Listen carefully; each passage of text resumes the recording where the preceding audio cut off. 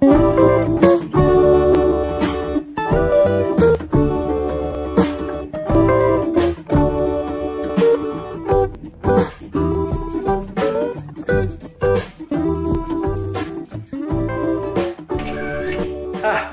reçois aujourd'hui le colis que j'attendais et ça va être une découverte parce que j'ai jamais eu ce type de produit. Voilà, c'est pas trop lourd. Alors, une sacoche pour mettre le matériel. Ah, une protection pour mettre sur le châssis. Un tuyau pour brancher sur l'échappement avec sa connexion sur le coussin. Ouh là là, c'est du gros coussin. Gros coussin, en fait, j'ai pris exprès ce modèle qui est le plus gros parce qu'il est possible de le soulever jusqu'à 4 tonnes. Et bien maintenant on va le peser, j'ai tout remis dedans, voilà, et je le soulève. Et il fait 3,8 kg. Bon, c'est relativement léger, en tous les cas c'est bien plus léger qu'un cric. Ben voilà, je suis bien content de mon achat pour l'instant. On va voir ensuite si ça correspond. Celui-là il va me servir à me dépanner dans des conditions plutôt extrêmes, hein. Par exemple, pour un ensablement, pour un embourbement, pour la situation que j'ai connue la dernière fois, et je vous y renvoie ici, notamment lorsque j'avais pas la place de mettre le cric sous le camion parce que le camion était carrément collé sur le sol.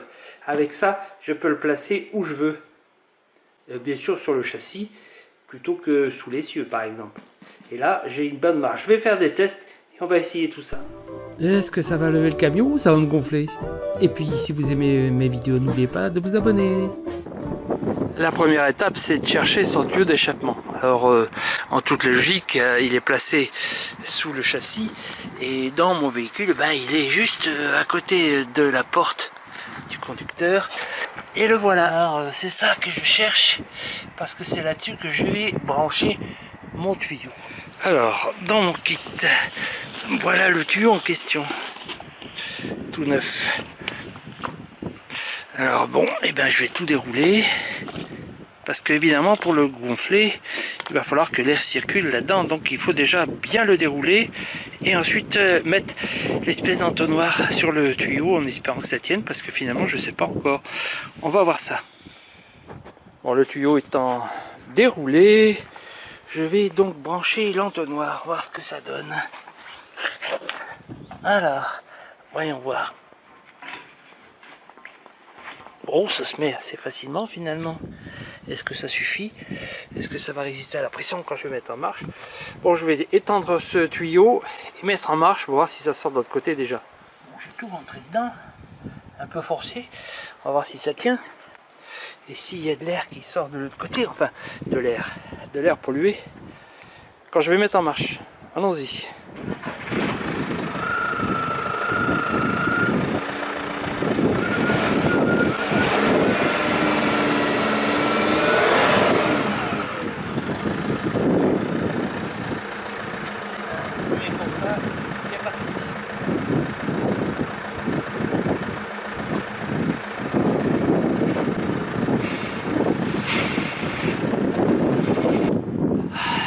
Constat, ben, il va falloir qu'on soit au moins deux parce qu'il y en a un qui va tenir l'entonnoir parce que la pression de l'échappement est plus forte que la rétention, la réaction de l'entonnoir, donc il faut qu'il y en ait un qui tienne l'entonnoir à mon avis.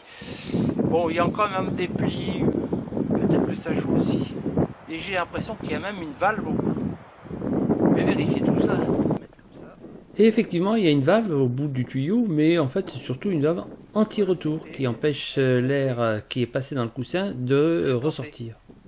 Donc, c'est pas le sujet qui m'intéresse maintenant. Bon, il me reste à placer en fait l'extrémité de ce tuyau sur le coussin de levage. Et d'essayer de gonfler. Enfin, pour l'instant, il faut arriver à le fixer et ça se fixe, ah oui, assez facilement, une espèce de baïonnette. Voilà, voyons de plus près, la baïonnette, facile à enlever et à mettre.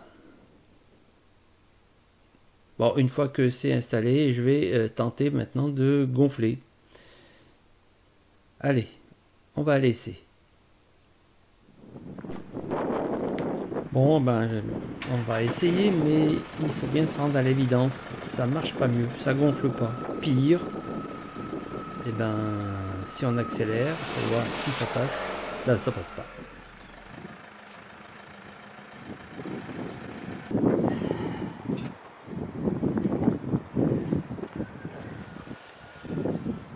Ben, résultat des courses pour ce premier essai, ça va pas. Ça va pas parce que il faut vraiment être deux. Là, pour l'instant, je suis tout seul. Parce qu'il faut vraiment le tenir à fond pendant qu'on accélère. Bon, je vais appeler Elodie. Allez, l'assistante est là. Tu mets en marche? Voilà, je vais aller tenir l'entonnoir, moi.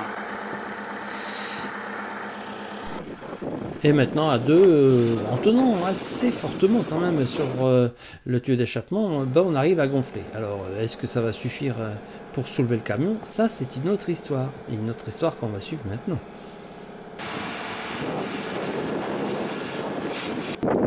Elle arrive bien à appuyer sur l'accélérateur. Par contre moi, j'ai souffert un peu.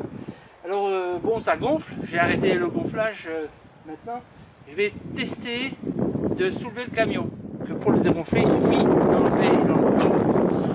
Et il se dégonfle. Alors bah, voilà, ce qu'il ne faut pas faire, c'est le prendre dans la figure parce que c'est que du tuyau d'échappement. Hein, ça. C'est marrant parce que ce coussin, comme vous le voyez, il est quand même très très haut. Quand il est, si jamais je le gonfle, ben, il est nettement plus haut que le camion. Je vais devoir essayer de le gonfler en le gonflant seulement de manière partielle. Mais d'abord, il faut lui trouver une place. Alors, le trouver une place sous le camion, ben, il faut penser à ne pas crever la surface qui va appuyer sur le châssis.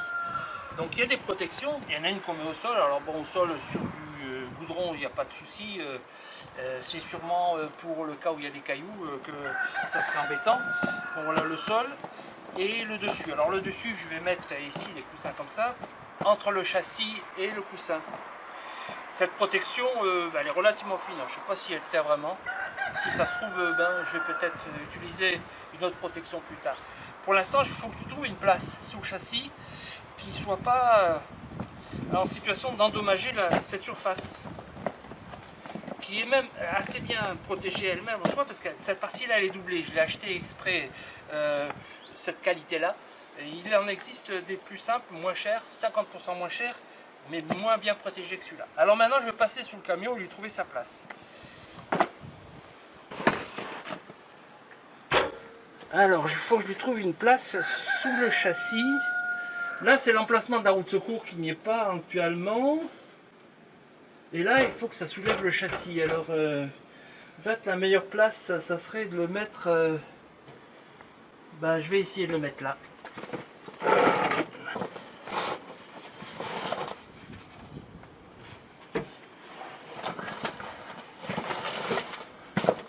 Allez, on va tenter ça. Je vais y mettre la protection.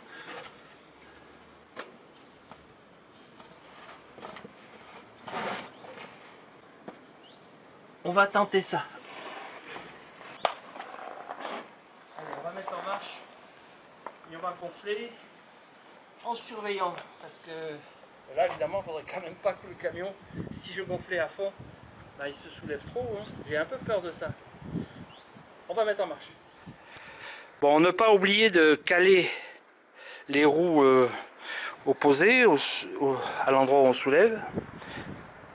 Bon, si jamais le camion devait se déplacer, il faudrait qu'on limite le déplacement.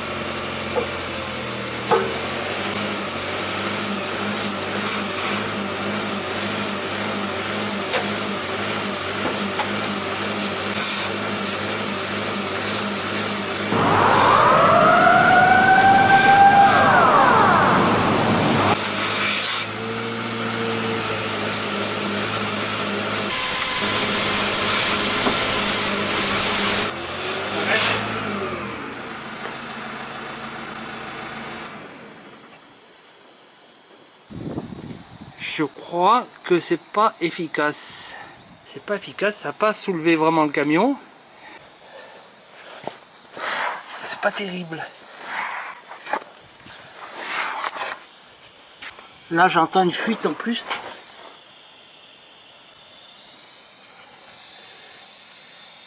Je sais pas si c'est ça qui fuit. Ouais, c'est ça qui fuit. Il y a aussi quelque chose que j'ai remarqué qui me convient pas beaucoup, c'est que la pression est telle dans le tuyau pour arriver à gonfler ce boudin que dans le tuyau d'échappement, eh ben, ça se mettait à fuir aussi. Vous voyez, c'est un truc à péter le tuyau d'échappement. Si jamais il est un peu rouillé, il est en très forte pression et finalement il est en concurrence à la pression ici. Vous voyez, ça fuit ici, c'est mouillé. Je me montre ici même. Du coup, il s'est pas percé quelque part. Il a regonflé. Bon, à un moment j'ai même cru que ça allait percer, mais c'est juste de la terre qui était là. Là, ces gouttes d'eau qui sont venues à travers là ici. Bon, et ben je vais utiliser ma méthode traditionnelle pour soulever le camion parce que là, je pense que c'est pas très bon. Bon alors pour l'enlever, ce cric, normalement, si je dévisse ça, il se dégonfle. Je vais quand même le faire en m'éloignant parce que j'ai pas envie de récupérer les gaz d'échappement. Et on va voir en même temps si le camion descend un peu. On va voir ça.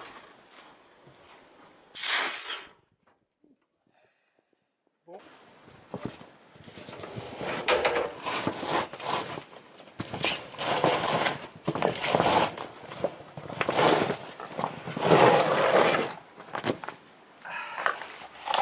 Bon, je vérifie.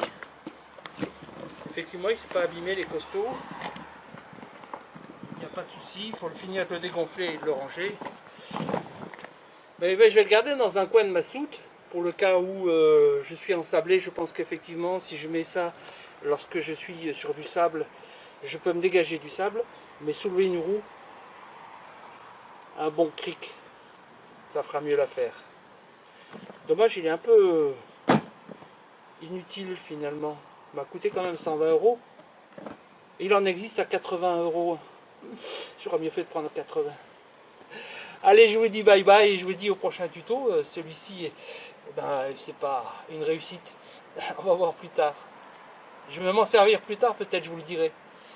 Bye bye.